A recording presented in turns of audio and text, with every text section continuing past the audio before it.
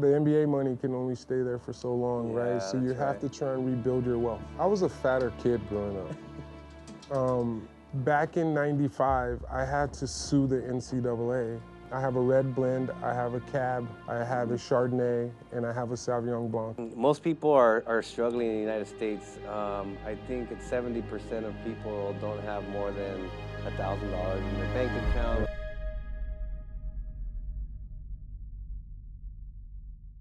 We'd like to welcome today to the set Kenny Thomas. Kenny, thank you so much. Yeah, of course, man. Anything for you. It's been an honor to get to meet you, to talk to you, to party with you, and I'm really honored to get to have you here today with us. I wanted to just start off with the fact that you played in the NBA for 11 years.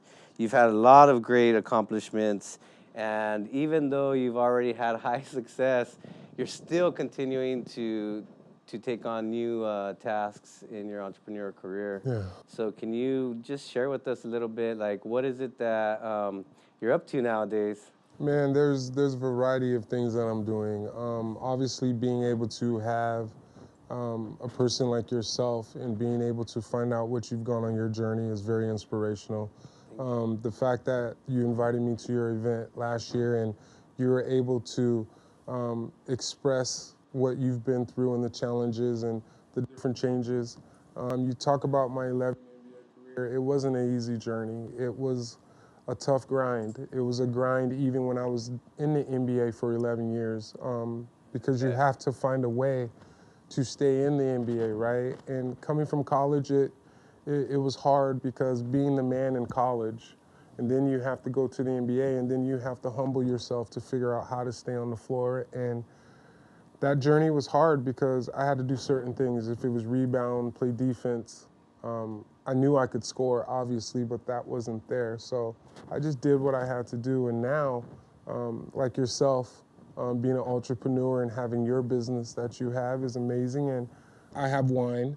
I have 4 different kinds right now. I have a red blend, I have a cab, I have a Chardonnay, and I have a Sauvignon Blanc. They're all yeah. spectacular. Thank you. Yeah, this guy's been able to try all 4. So, but it's been a journey. It's been about 6 to 8 months for that. It's actually in New Mexico right now. I got a distributor, Southern Glaciers is my distributor, but it is manufactured and produced from San Martin, California, down here by the coast, San Jose, right? But I just got Albertsons. I'm in 23. I'm in 15 stores in the state of New Mexico and Albertsons, trying to hopefully get to 23. Looking at getting it into like Total Wines, Costco. It's in restaurants in the state, but I just had a meeting last week, Rayleigh's, in the state of California. They have 102 stores. Wow, So yeah, they're big. I'm in Rayleigh's, and I'm in which is Bel Air, and then there's other 2 chains that falls on the Rayleigh's, so I'm in all 4. Wow, that's incredible. Yeah. So going from NBA, sports, college, and then I can only imagine like freaking having a career like that, and then like for all athletes, the careers usually are shorter than 11 years. Yeah, when I was during the time when I was playing, I think the average was like 3 years. Wow. I'm pretty sure So you it's tripled probably I'm pretty sure it's probably lower than that. But once you get to 10 years, you're basically taken care of for the rest of your life. Wow, that's incredible. That's why Chris Paul, who Chris Paul, who plays in the NBA, plays for the Warriors now. He was the president back then, and he looked out for us past players to make sure we were taken care of. Wow, Yeah. that is incredible. Nothing to worry about. I got a lot to worry about, man. Being an entrepreneur it's not for everybody because I have so many different things going on, and I'm just trying to diversify myself and create multiple revenue streams. Because the NBA money can only stay there for so long, right? So you have to try and rebuild your wealth. And I think that's a great topic is that most people are struggling in the United States. I think it's 70% of people don't have more than $1,000 in their bank account. Yeah. A lot of people are just working and working and working to pay the bills, to get by, work, pay bills, but having multiple streams of income, investing at a young age or whenever you can start is important. But I think the challenge for a lot of people listening is like, it's really the mindset, like, Yeah. right? It's the mindset of possibility and being able to find a way forward. But I think that's what holds most people back is mindset. So the next question would be, during the building of your career, you've obviously had to face many challenges, obstacles, Yeah. doubts, frustrations. What were some of the challenges that you Oof. had, and how did you overcome that? That's a great question. I was a fatter kid growing up. Yeah, that was a huge challenge. I love food. Now I feel like food is there, but I don't eat like I used to, A little more right? selective? Yeah, right. Unless you're taking me for lobster or something. But people probably don't know this. Back in '95, I had to sue the NCAA No way. coming out of high school. The NCAA actually took a half a credit off my transcript to be eligible to play. So last minute, they actually said I was ineligible. So I'm I like didn't know that. destroyed, right? So I was the first one to actually go to college in my family. And here I am being told I'm not going to be able to go because of a half a credit. So basically, my counselors worked with the University of New Mexico in Albuquerque, where I played college ball, to make sure that I was okay and eligible to go through the NCAA clearinghouse to make sure I was good. So I had to actually sue the NCAA as an 18-year-old kid in the summer. It happened in New Mexico. I ended up getting an injunction. The judge gave me an injunction to where I could play my freshman year. I ended up having to make a deal with the NCAA to where they stayed there my first couple years, and then I made a deal with them for me to sit out the first semester of my senior year. I didn't really care because I wasn't supposed to stay all 4 years in college. I could have came out and declared for the NBA as a freshman, but I decided to stay all 4 years. So I had to miss the first semester of my senior year, but I missed 9 games. That was the deal that I made with them to sit out the first semester. So yeah, that was huge, being a 17, 18-year-old kid, having to go into the court system and the judge is determining my fate. And Right. it went good. Years later, I talked to the judge, and the judge actually made a comment. He was like, if I didn't rule in like my favor to be able to play, with New Mexico getting one of the biggest recruits they've had in a long time, he was probably going to get ran out of New Mexico. So yeah, Judge Snyder, God rest his soul, he passed away. But yeah. Wow. So you get a half a point taken away. It could have made you mad, sad. You probably went through those emotions, right? Oh yeah. But It you, was. Oh. but you decided to, like, and this is what I think a lot of people run into, is you run into these obstacles in life that want to stop you from achieving these bigger goals. And a lot of people just quit. They throw in the towel and they're like, you know what, it's over, I'm done. But you decided to, like, fight the court system. How the heck did you do that? What pushed you to, like, say, I'm gonna fight? My family, we couldn't afford it, so Judge Brack, he's still a good friend of mine. He represented me. He's a federal judge in New Mexico now. But we couldn't afford it. He did it pro bono. Wow. And yeah, adversity, I didn't know I was going to have to sit out my freshman year. But it turned out to be good. I wouldn't change anything.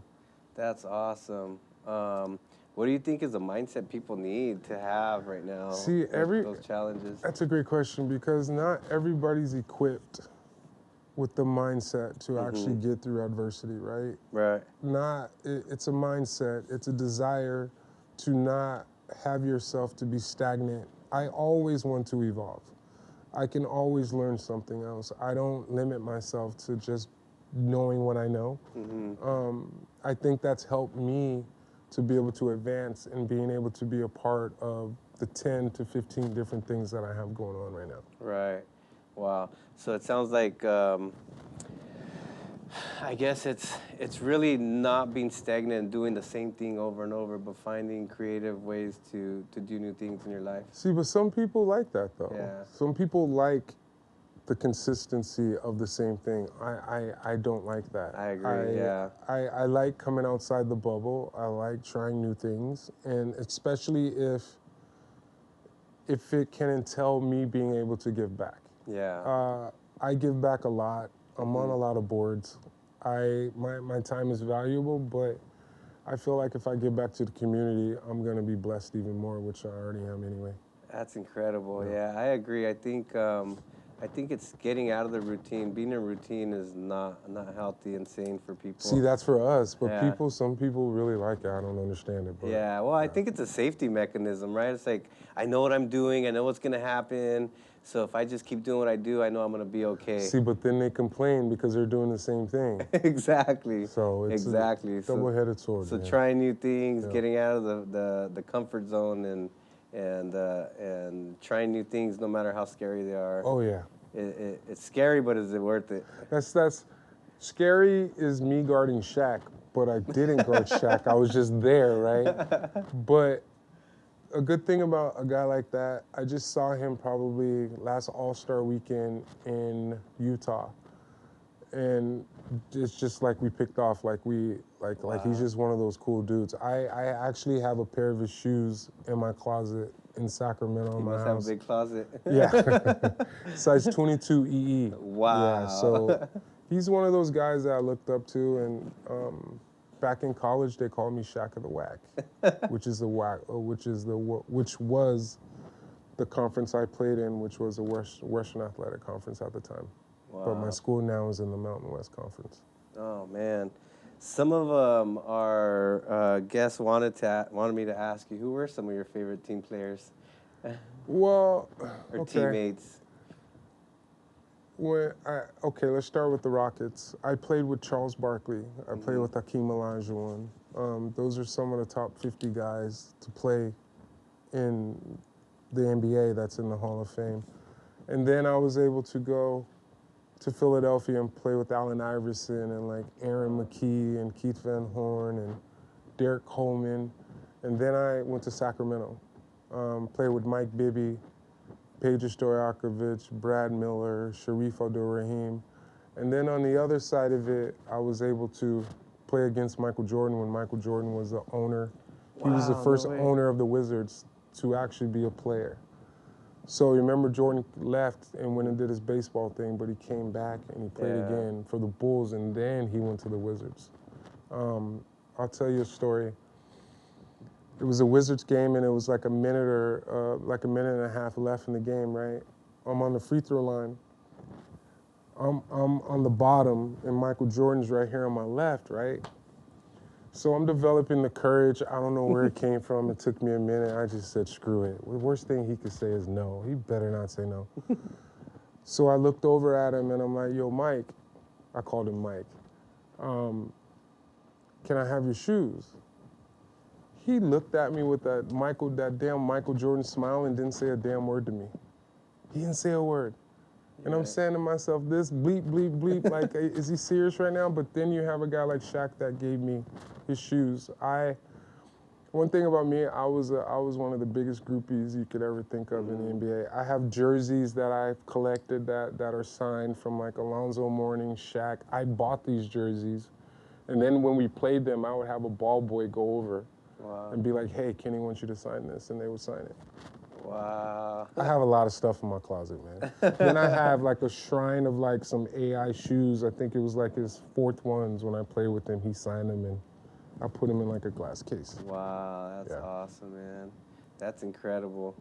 So like, I think those are like amazing stories. I bet you have a lot of them. Oh, I do. Right? It's yeah. and those were like all-time memories. I think of like, I have a lot of great memories too, where that we can go back and just say those were the times, those were the moments. Those were the fun times. Now we're old. Yeah. Well, yeah, I'm working on some age reversal, but I don't know. We'll see how it goes. Ask me in 5 years. But like, so I have a curiosity. It's like everybody has high times. Everybody has great moments and achievements and accomplishments, and then they come to an end, right? It's like, time's up. I had these great experiences.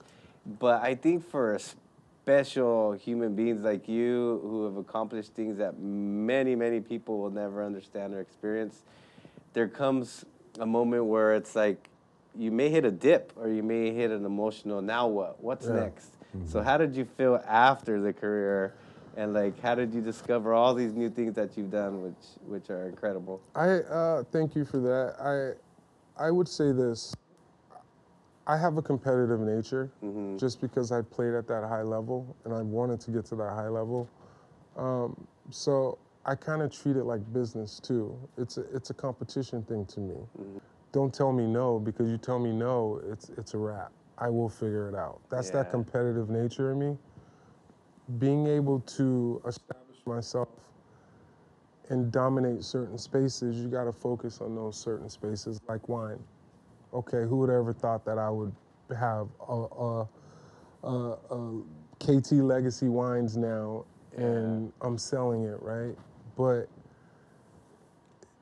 if I have opportunities to be able to open more doors for myself and expand and explore and stay true to me, I'm gonna do that. Why not, right? Yeah. We got one life. I always say we got one life. Let's live it up. See, and then at not the hold same back. time, like you, like where you come from, and now you have your own business. Like people don't understand. Like people like yourself can come from where you did, and still be successful. Exactly. And then that's a nice thing about you, because it's like athletes, we get one thing, but coming from where you came from, and you've established yourself as an individual that people want to work with, right?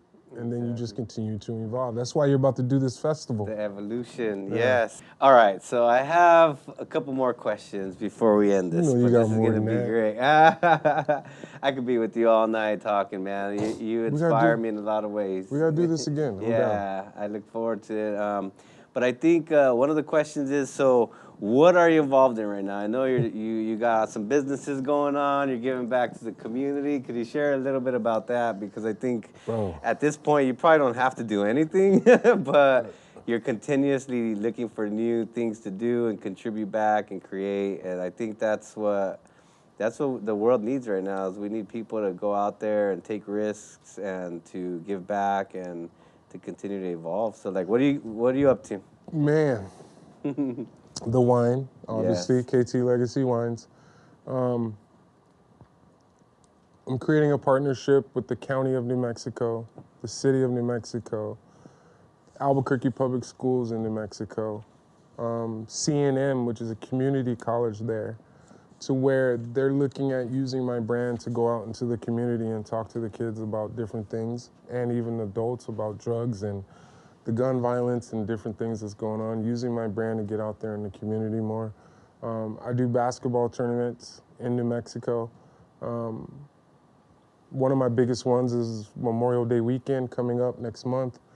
I have like 250 teams from like 10 different states come to New Mexico, to where eventually I want colleges to start coming and being able to have my tournament be a location as far as kids being able to get recruited. I'm doing tournaments throughout the state of New Mexico starting in next month, each month. What else am I doing? Good Lord. There's a UBL basketball league that I'm a part of. That's going to be in Houston, in Indiana, and some other places on top of New Mexico. It's going to be a minor league basketball league. What else? Jeez. MMA, boxing? I have a partnership with Teresa Tapia, who was Johnny Tapia's wife. We just partnered up with BKFC, which is Bare Knuckle Fighting, to create our Prospect Series, which is with amateurs, to where they will wear gloves kind of like the MMA size gloves. Yeah. And then we'll also put on bare knuckle fights with that. We're also looking at doing MMA fights and boxing, with possibly with those two being a hybrid, doing the same show. Man, you see, you're Wow, putting that's me on the awesome. spot. I just have a lot going That's on. incredible, man. When do you sleep? It doesn't. Now I'm on the PPE side. I have supplies that can help hospitals, universities, restaurants. Just got into that. What else? I'm doing 3-on-3 tournament. I partnered up with the Isleta Casino. It's actually a pueblo in New Mexico, to where I'm doing a 3-on-3 tournament in their parking lot. And then I'm doing a concert that same weekend. No way. Yeah, to be able to offer the patrons to be able to come in and experience the tournament. I mean, the concert after that, which we've added that component to it. Man. So that's quite a bit. What the heck inspires you to continuously take on new tasks and new? I use my brand, man, to create opportunities. With Magic Johnson being my mentor, I'm kind of following in the same footsteps as him as far as using my brand to create opportunities. I was able to play basketball for a long time, and the fact that people look up to me to a certain extent in the community, I want to be able to show people that I am that personable person to where I can go out and do things in the community, and I just have fun with it, man. Yeah, I agree. I think that's great. I think you set an example for continuously giving, and I think a challenge for a lot of people is really like, how do I give back when I have so little, or what do I want to do in my own life and career? How do I get inspiration? Like, what is it that inspires you most about giving back to the community? Because I think what I discovered in my own life is like, the more I give, the more I get, but I don't give to get. I just give from my heart. I give to support our communities, our people, you know, to inspire people, just like this podcast is to inspire others to think of other possibilities. But like, what inspires you? I know you talked about your mentor, but like, what inspires you inside to like continuously give and grow? Well, I feel like on one hand, being a minority in this world is something that needs to be overcome from the perspective of helping your own race, right? Yeah. I think we, as minorities, have a tendency to not help each other. Yeah. We want to become more like the white person to a certain extent. Yeah. But we all want to get there, right? And you got to figure out how you can help others. I feel like if I can help somebody that's a minority or that is not a minority be able to better themselves, and if I can impact them in any type of way that I can, I'm down for that. That's awesome. Because just for instance, May 6th, I have an event coming up with the county in New Mexico with the Albuquerque Public School District, to where they're bringing me out and I'm talking to kids starting at the age of 11 all the way up to adults, right? So just being able to come in and give a good message and try and come across genuine, that's my end goal. That's what excites you. Yeah. That's awesome. So for your I think you talked about this right now, but who was your mentor and your inspiration, and why? Well, I think we all need an inspiration or a mentor or someone to help us, right? I was raised in the church. We always went to church during the week. You go to Sunday school on Sunday, then after Sunday school, you're right in the main church, and it's a whole day thing, right? That's the way I was raised. I always want to acknowledge God first with the different things that I have going on. Even when I played, on the tongue of my shoes, when I played, I wrote Jesus in my shoes. Wow. Every pair that I got, I wore Jesus in them. And my mom told me to do that. So ever Yeah. since, I've always done it. But growing up, when you think about the Magic Johnsons, who's my mentor, you think about Shaquille O'Neal, you think about Charles Barkley, those are some of the people that I wanted to be like, even though Shaq is huge, right? But I wanted to be like those guys. Yeah. And I got my chance and I succeeded, so yeah. So you had some great people like them that you followed that inspired you and that kind of pushed you to. Well, I pushed myself. Yeah. But I wanted to go to college first, and then I get a chance to go to college, and then, hey, now they're telling me I might get a chance to go to the NBA. So I was just working off of that to be able to get as many opportunities as I can, and I got them with playing for 3 teams, and there were some ups and downs. There was times I wasn't playing, but I was like, hey, I still got to go out here and try and do my job to the best of my abilities Yeah. with what I can control. Keep pushing yourself. Yeah, for sure. So, like, for people listening, whether it's sports or business, or they're just really trying to get out of, like, challenges in their life, but they know that they have, I remember me as a young kid, like, you know, my dad wasn't around, I was locked up, the court system told me I should never get out again. I remember, like, facing all these challenges and thinking, man, I am really just lost. I'm a lost cause. They did a documentary, 2 documentaries on me on ABC and Nightline and Frontline. Jose from San Jose, lost cause. Is there hope for kids like him? Like, literally, I was like labeled as a lost cause, as a minority. Also, like, I faced so many different challenges too in my life, and so I think about, like, people who are going to listen to this, whether they've been incarcerated or whether they were born into wealth or whether they're dreaming of something but they don't feel like I don't know if I got it in me or should I do it or whatever, like if they're looking at getting into sports or getting into career but they're scared, like what kind of advice would you give them? Follow your dream. Be passionate. Find something you're passionate about. If you're not passionate about it, why would you want to put all of your energy and effort into it?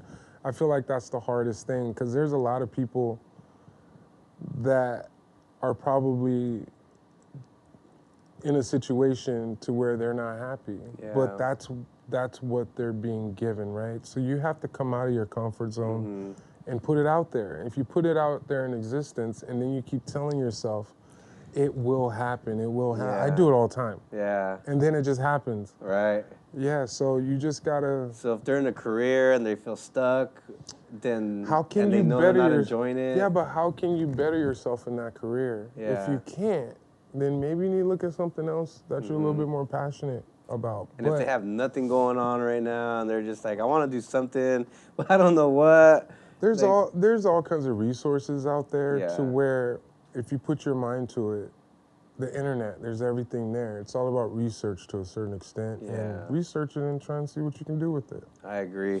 One of my favorite inspirations and coaches, Tony Robbins, he always says it's not about like not having the resources, it's about being resourceful. Yeah. There's resources everywhere. There's plenty of information everywhere. It's really how do we go out and look for it. How bad do you want it? Yep. So what do you think, what would be an action item or advice to give someone listening today a second chance to life? I think every day is a second chance to just forget what happened in the past, forget the challenges, you know, find your dream, like you're saying, find your dream, and let's go. What are some action steps that someone can take starting now? On the bottom of this bottle, it says engage, energize, educate, and empower. Boom. That's what you need to do, especially when you buy this bottle. I like those things because Yeah. these are 4 things that I try and implement and try and, it's like a guideline for me, right? Yeah. But the big one is educate. You can always try and educate yourself to do better. And if you educate yourself, it's gonna come with energy. Then when you engage, you're engaging with everything else, right? And then when you empower yourself, that means you're allowing yourself to go there. Interesting.